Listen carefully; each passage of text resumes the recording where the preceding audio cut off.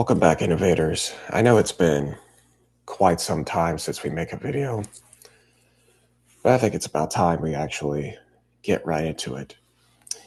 So, as you can see, my community and merch is almost ready to go. It is almost ready. It's literally probably about days or weeks, whatever. But what I am going to tell you is that it is almost fully released, which is really exciting. But at the same time, it has a lot of hurdles to overcome. But before we get into this video, I do want to say thank you for everybody that has actually supported this channel, even the ones that were deleted, even the ones that are still here today. I want to thank everybody that has watched this video. Before we get into a video from this Michael guy and others, I do think it's important to actually reveal the truth and actually get right into it. And with that in mind, let's get right into it.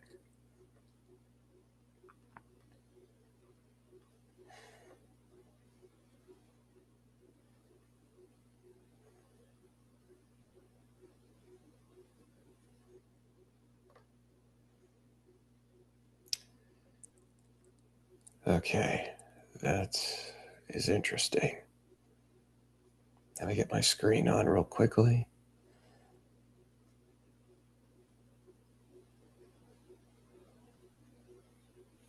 There we are.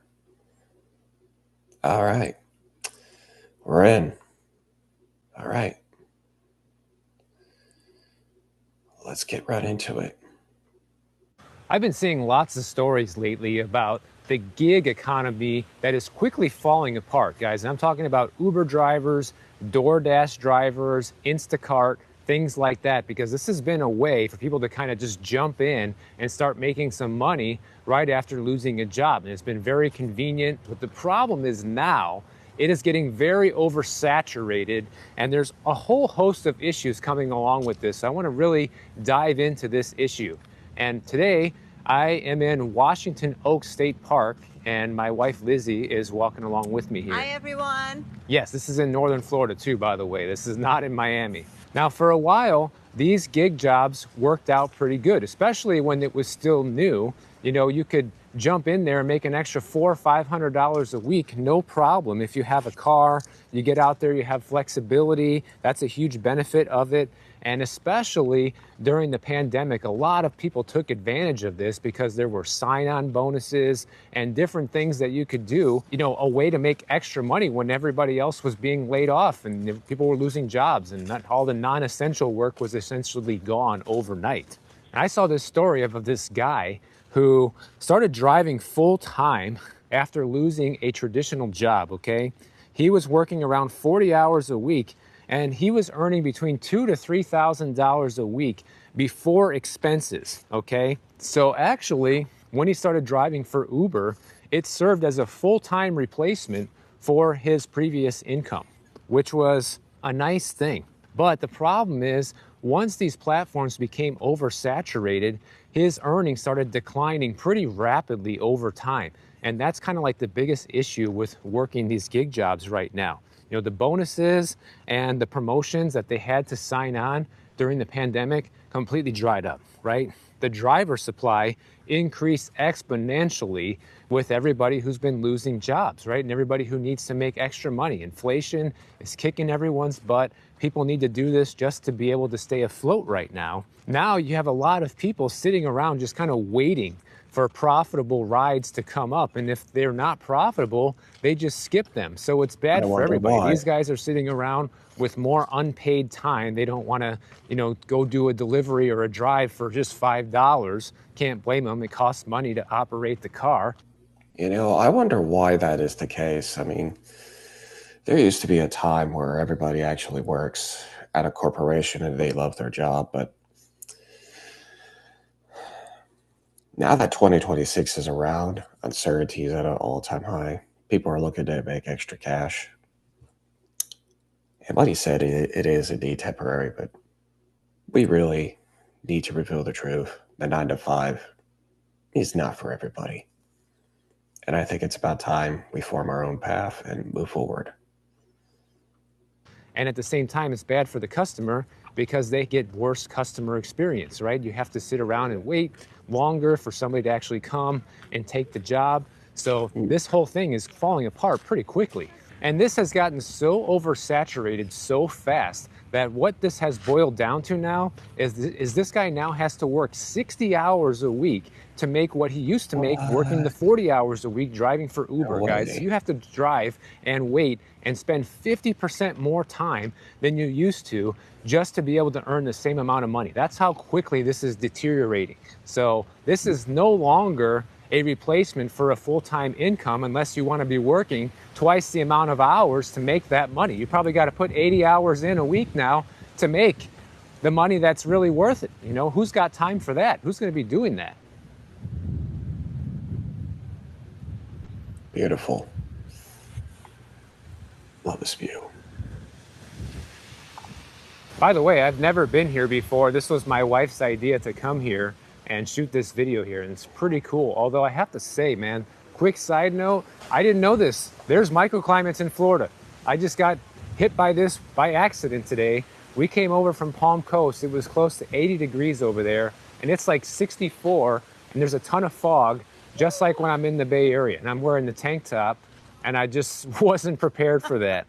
But anyways, it's kind of cool to see that over here in Florida. Now, the good thing about driving for yourself and doing this gig work is it starts teaching people how to think like a business owner and how to start thinking like, you know, I should only take profitable rides. I should only be working these hours. This is when it makes the most sense to drive and things like that. What ended up happening to this guy is his gig work driving for Uber actually led to a full-time job as a finance executive. He picked up a guy in his Uber, they got to talking, and the conversation actually led to a job opportunity, and ultimately he secured this full-time job in finance, and he stopped driving for Uber this past December. And that's a pretty cool success story, which I've never heard of before. So that just goes to show you that sometimes being out there in the world and you know, getting to know different people by driving like this can actually have a huge benefit. And this is supposed to be a rose garden, and all the roses are dead. It's like beginning of March, so no roses today. But hey, there's no roses on this channel anyways, right? This is all gloom and doom. But not everybody's so lucky, guys. You have a ton of gig workers who are doing all these different gig jobs who are being forced to quit right now because they just can't make the extra money. Like if you have to Yeah, that's so true, man.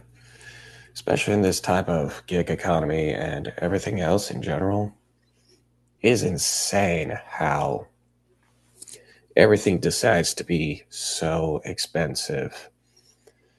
And, you know, especially for me, especially for my years of being the car wash and content creator, and eventually e-commerce business owner, I do think we need to try something new and just move forward and just not stay in the 9 to 5 or gig economy for too long, because if we do stay there for too long, you screw yourself up eventually. So you have to own your freedom and you have to fight for it. constantly sit by the phone and wait for a profitable ride or delivery to come up, that's not really a good way to make money. And of course, it makes your income extremely unpredictable. So just the sheer amount of time that you have to sit and wait and the unpaid time involved in doing this has skyrocketed because of the oversaturation, guys. And think about this, like this is probably going to be something that's going to go by the wayside with AI and automation as well. Look, we already have Waymo taxis that are completely driverless, that take people around. They do cost more than Uber and Lyft at the moment. Whether they will in the future is yet to be seen. So they're already working on replacing people like that.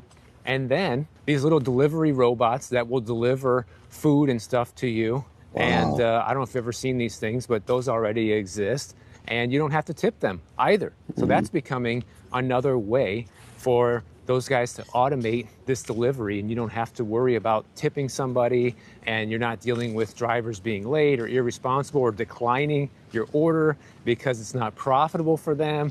So you can see the idea here is to slowly kind of phase these guys out. So driving for Uber and Lyft and Instacart and all this stuff is probably going to be an extinct concept within the next 10 years if things keep moving in this direction. Check out this garden and this huge oak tree. It's pretty incredible.